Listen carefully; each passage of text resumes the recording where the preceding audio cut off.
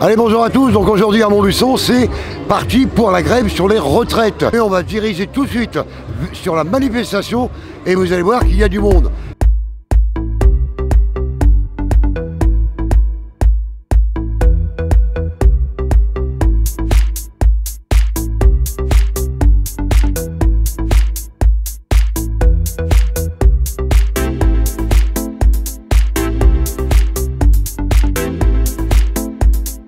Demain, on va annoncer les mesures, donc pour l'instant, vous lâchez rien. Ah oui, mais de toute façon, ce n'est aucune illusion. Vous avez bien pu voir que c'est une cacophonie totale au niveau du gouvernement. Donc on n'attend rien des annonces de demain, puisqu'ils annoncent déjà qu'il y aura un cadrage. Alors moi, discuter dans un cadre, je ne sais pas faire. Certains vont commencer à dire qu'on était moins nombreux, c'est vrai. Mais moi, je vous dis qu'il y a des appels à la grève dans toutes les entreprises, dans tous les services publics, comme jeudi dernier. Donc on maintient la mobilisation des salariés de ce pays, mais aussi des retraités, des étudiants, des privés d'emploi. Est-ce que vous pensez que, comme on dit au niveau national, ça peut perdurer jusqu'au mois de Noël? Moi, je pense rien, ça va être les salariés qui vont décider. On va être réunis en assemblée générale dans nos syndicats. Il y a aussi la convergence avec les Gilets jaunes.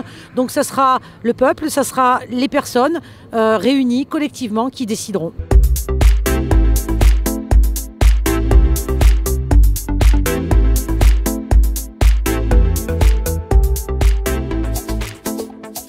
L'hôpital effectivement est en grève pour défendre, surtout pour faire supprimer cette réforme sur les retraites. C'est une catastrophe, ça va être une calamité pour tout le monde, pour toutes les générations à venir. Donc évidemment, il n'était pas possible que l'hôpital ne soit pas dans le mouvement. Non, nous ne sommes pas privilégiés, mais ce serait un long débat et une grande explication. Nous sommes comme tout le monde. Nous percevons en fonction de nos années de cotisation. On risque quand même dans les hôpitaux de perdre la pénibilité, ce qui n'est pas rien. Un soignant, c'est forcément quelqu'un qui s'échine au travail et qui est cassé plus rapidement que quelqu'un. Alors on ne dit pas que dans les autres emplois, ils ne sont pas cassés, mais ce n'est pas du tout la même pénibilité. Donc non, la fonction publique hospitalière et toutes les autres fonctions publiques ne sont pas des privilégiés. C'est faux, c'est ce que le gouvernement veut nous faire croire pour nous diviser. On est là pour les retraites parce que ça nous concerne directement. Et on est là aussi pour les équipes de sécurité au sein des centres hospitaliers. Parce qu'on n'a pas de statut, on n'est pas du tout reconnu. Et donc on aimerait un statut, on aimerait avoir la prime Buzyn parce qu'on est directement concerné sur les interventions en malveillance. Et on aimerait aussi l'arrêt de la multipolyvalence.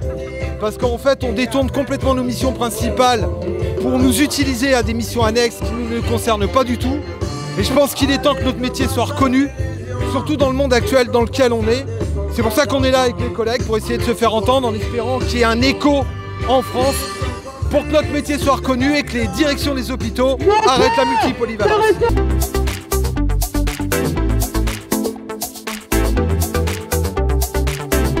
On s'est tous réunis pour nos retraites, ce qui est quand même assez fort. Ils ont tapé fort sur les retraites. Ils veulent partir comme en Suède sur une retraite à points. Donc ça nous fait une grosse perte à nous. Et puis à nos anciens aussi, qui sont déjà en retraite. Alors ce qui est bien aujourd'hui, c'est que c'est l'unité des syndicats, l'unité de tout le monde. La retraite, c'est pour tout le monde. Il n'y a pas de force ouvrière, il n'y a pas... Syndicat, pas syndicat, tout le monde est réuni, on se bat tous pour la même cause.